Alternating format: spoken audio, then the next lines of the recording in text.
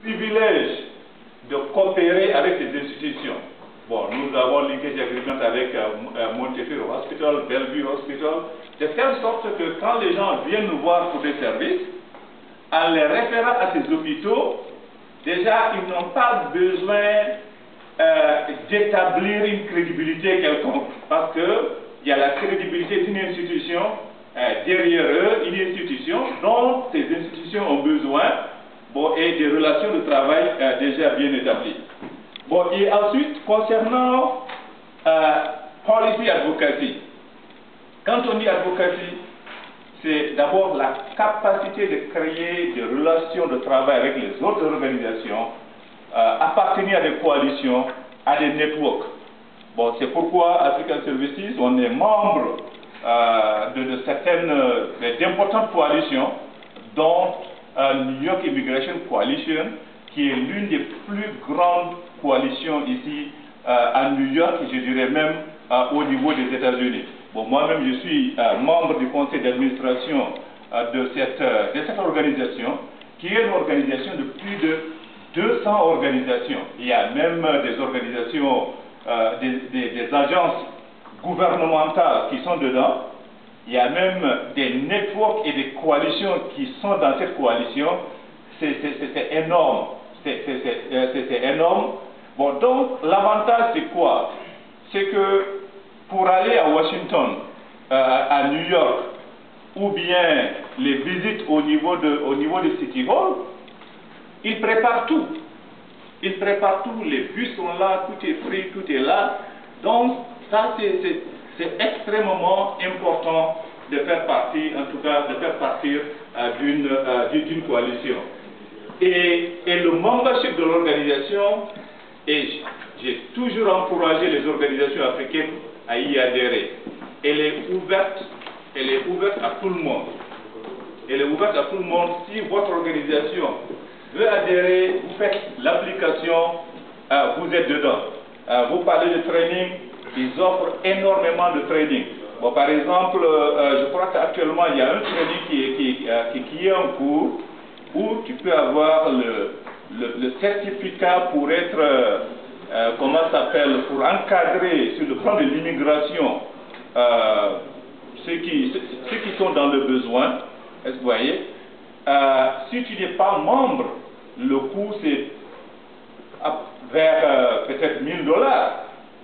Mais les organisations, si tu appartiens à une organisation qui est membre, bon, le coût revient à 240, ce qui est une différence considérable, et c'est une organisation très très puissante. Donc voilà, bon, à résumer, c'est ce que je voulais en tout cas présenter aujourd'hui. Mais avant de conclure, je vais quand même partager quelques succès, parce que je parlais de partir à City Hall. Qu'est-ce que ça nous a apporté? Albany, qu'est-ce que ça nous a apporté? Washington, qu'est-ce que ça nous a apporté?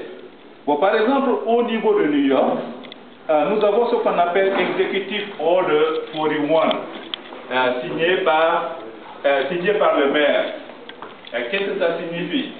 Ça protège les immigrants qui sont ici, qui n'ont pas de papier. Par exemple, un policier ou les travailleurs dans les agences de City n'ont pas le droit à te poser la question: est-ce que tu as les papiers américains ou tu n'as pas de papiers américains? Ils n'ont pas, c'est illégal à New York, y compris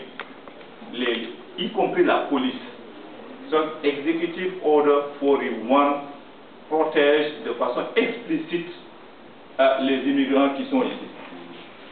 Nous avons également Executive Order 120. Bon, comment ça s'appelle, cette ordonnance exige des agences à offrir les services, à offrir l'assistance linguistique aux personnes qui sont dans le besoin. Et ça, cette ordonnance est principalement basée sur le Civil Rights Act 1964. Bon, quand on parle de traitement équitable accès aux soins ou aux services. Si moi je ne parle pas anglais, ça veut dire que il y a une entorse au niveau de la loi, donc nous ne pouvons pas accéder aux mêmes services de la même manière. Bon, donc c'est un peu la base de cette loi. Bon, au niveau du City. Nous avons fait advocacy au niveau du State.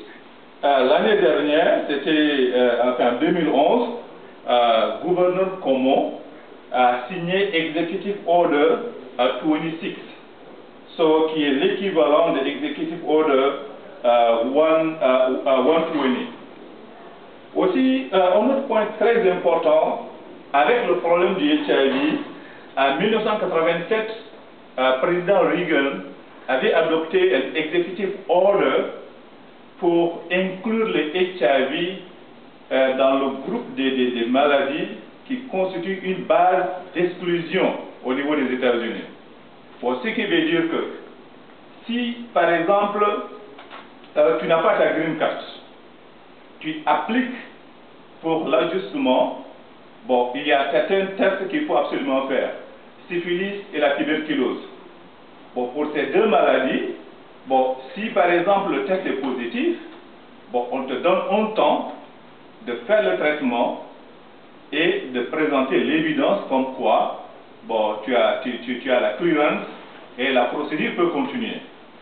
Mais malheureusement, avec le HIV, pour le moment, comme il n'y a pas de traitement curatif, ça veut dire qu'une personne qui a HIV positif, avec HIV ban, qui est complètement, enfin, il n'y a pas de recours, vous voyez.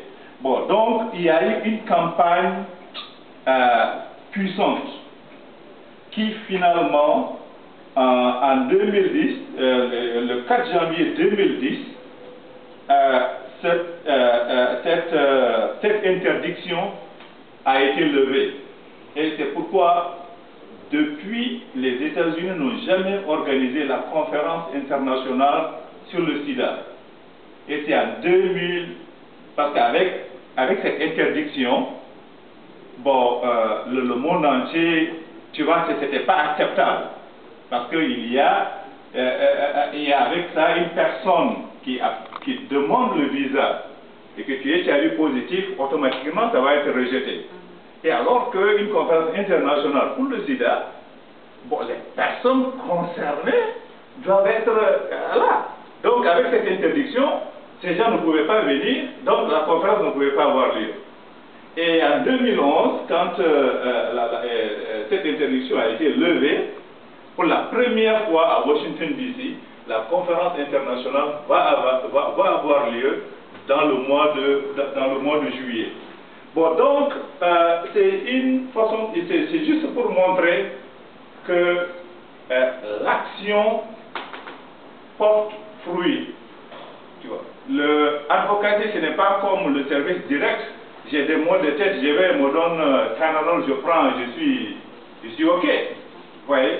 Bon, on mène des actions, on peut soi-même avoir les fruits, ou quelqu'un d'autre peut les récolter, au moins avoir la satisfaction morale d'avoir posé des actions positives qui bénéficient de façon collective à tout le monde.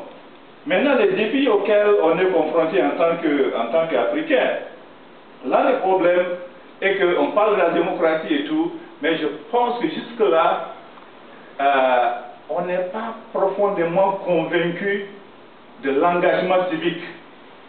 Voyez, ou la possibilité d'influencer ceux qui sont en position de prendre des décisions.